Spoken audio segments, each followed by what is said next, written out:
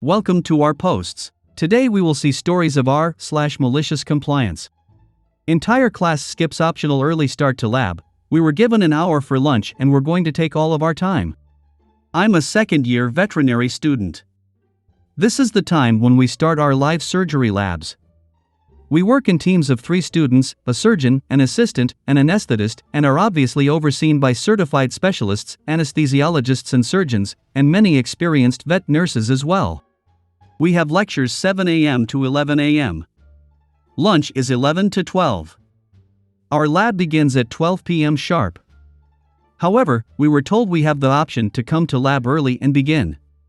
It became very clear after the first week this is an expectation, not an option, that we will skip lunch or eat during lecture and come straight to the operating room. During one lab, at 11:50 a.m. the anesthesiologist yelled at a student for a few minutes in the pharmacy area while getting drugs for lab, for not having his patient ready and waiting in the induction room. 10 minutes for lab even begins. And this group was set to induce during the last wave, normally 1 to 1.5 plus hours in the lab. There's no reason to be an hour early when your group is final wave, being on time is sufficient, and they were actually still early. Our class has been getting berated by this anesthesiologist as well as some of the surgeons in this lab. Just as one example, a student surgeon asked for help. A surgical resident came over from another patient to help, and she was now not sterile. The resident told the student she was holding her forceps wrong, proceeded to grab them from her hands, and then made the student leave her patient on the table to re-scrub, re-gown, and re-glove, and open a new instrument pack. All because she wanted to ask a question. This is a common technique they will use on us when we've done something incorrect to get us to remember it next time. Well, the entire class is fed up with this. Our class called a meeting about it, and we all decided we are all going to start showing up to lab at 11:50 to 11:55 a.m. Only 5 to 10 minutes early. Not for petty reasons either, but it's a matter of patient safety as well. Several students have fainted from skipping lunch to go and operate instead.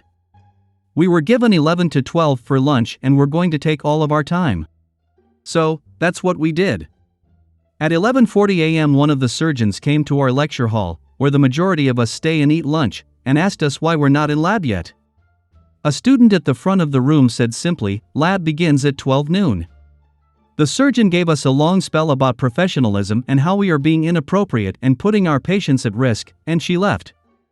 The operating room is a 2-minute walk from the lecture hall, so we finished lunch and all showed up around 11:55. The clinicians were very mad about it, and reported our class to the dean, and so the dean called a school-wide meeting about it.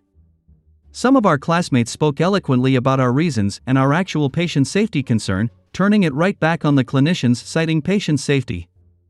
And, the school claims to care immensely about student mental health, since this profession has one of the highest suicide rates and our own class even suffered a loss, and cutting our break/lunch is no way to support us.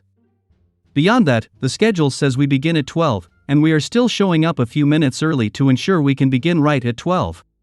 Ultimately, the dean just released a statement saying they cannot force us to begin lab an hour early, and we will start at 12 when the dean's office scheduled lab to begin. It's a small win for us, certainly we will face backlash, but we have a break to eat at least. Our class is known for not putting up with BS from the school. We got a dinosaur of a professor fired for racist comments she made to a student in the middle of lecture. After she had terrorized students at this school for decades, she forgot out lectures were automatically recorded on Zoom during COVID. We're hated by the clinicians, but at least the classes behind us are having a slightly better time. Next story. Find me a parking ticket when I have proof of purchase?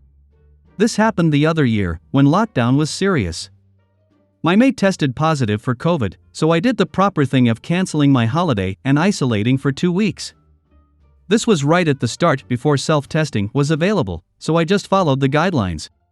It was a very cold fortnight.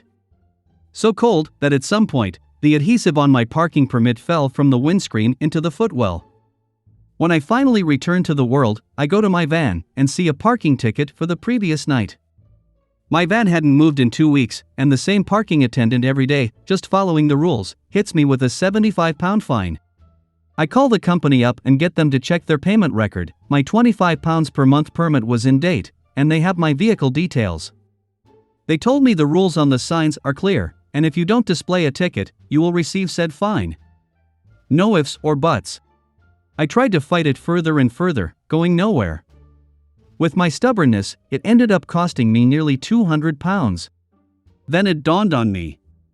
If they're not checking a system and just looking for a permit, why am I still paying for it? I called up and cancelled my monthly renewal, and kept hold of the permit. That was about 21 months ago. It's so bleached from the sun you can hardly make it out. But it's valid in every way that matters to the parking attendant, and I keep saving an extra £25 per month. Next story. Want us to look for problems to repair? Okay, we'll look for problems and repair them. This happens when I worked at the post office years ago. I was one of about 40 mechanics and electronic technicians on the 3 p.m. to 11:30 shift whose job it was to fix the machines used to process mail. It was a huge facility with thousands of people working there. This may not seem believable today, but first-class mail had to be received, processed, and shipped out within 24 hours. Letters and packages start arriving in the afternoon. Sacks of letters and packages are placed on conveyor belts, stamped mail is cancelled, all mail and sorted on machines, placed in trays for shipment to their destination, and placed on trucks for shipment directly to the destination post office or the airport. Mail came between 3 p.m. and 8 p.m. and went out around 5 a.m. Up to 2.5 million stamped letters per day during Christmas, but usually around 600,000, plus metered mail and parcels. Every weekday. Our job was basically to sit around, wait for something to break, and fix it as soon as possible so it would run to the end of the shift. The day shift could do a more permanent fix if necessary. That was our job. Wait for some machinery to break and fix it. We sat in small groups near our machines and read, gossiped, or did whatever. One day, some bigwig saw us and didn't like us sitting around doing nothing. Word came from on high and we were told to patrol our areas and fix the broken equipment. Our chairs were taken away so we could not sit down. Now comes the malicious compliance. We did as we were told. We patrolled the building. If anyone saw something broken, we shut down the equipment and fixed it. According to safety regulations, we were required to lock out the power source with our individual padlocks and rope off the area. Hey you 50 clerks, you need to move from under this conveyor belt so we can replace it. Of course, that disables part of the 6-mile-long system, so productivity is lost. Letter sorting machines with 14 clerks are shut down for minor repairs. Stamp canceling machines? The same. Productivity slumped and hundreds of clerks were required to work overtime that night and morning to make up for equipment being shut down for repairs. I'm sure the first night it cost tens if not hundreds of thousands of dollars in overtime. After 3 days, our chairs returned and it was business as usual. Next story. Want me to take off my mask when it's none of your business? Okay. I never thought I'd encounter this type of person in the wild given that masks are not as politicized from where I am and that culturally we tend to be more collectivist than individualistic. I'm from Asia. That's probably why even though we're no longer mandated to wear masks, many still choose to do so and it's not that unusual to see people wearing them. I think about 50 to 60% of people you see outside still do. This also makes it extra annoying that this person for some reason chose me in this moment to blurt out his unwanted advice. In the apartment complex where I live, they've stopped allowing deliveries straight to our door so our packages have to be claimed from the lobby.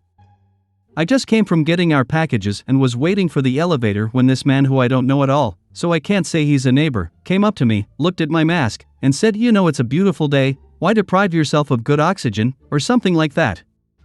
I didn't answer as it was this moment that the elevator arrived, so we both went inside.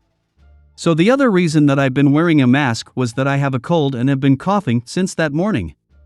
My husband has also been in bed for the past 2 days with flu symptoms, fever, cough, chills. So far we're negative in the COVID antigen test, but we're still trying to be careful since it might still be a contagious virus. The package I claimed from the lobby was the meds I ordered for us both. I was feeling petty and I know the right thing to do was to keep it on, but I was already tired from being sick and taking care of my husband. So I maliciously complied. Once the doors closed, I took it off and smiled at him and said, "You're right. I have a really bad cold and the fresh air feels good. It was so satisfying to see him uncomfortable, so I continued, and my husband also has the flu and has been in bed. I hope it's not a contagious virus or something. At this point, he wasn't looking at me anymore and just stared at the door, lol. Anyway, it wasn't a long elevator ride, so I didn't get to say anything else anymore. He had to get out first at the 4th floor. I was headed for the 6th. I'm having mixed feelings, satisfaction and guilt. I hope nobody else gets sick. That's what I'm feeling very guilty about. I hope you guys like this video. If you did, make sure like, comment, share and subscribe the channel or posts.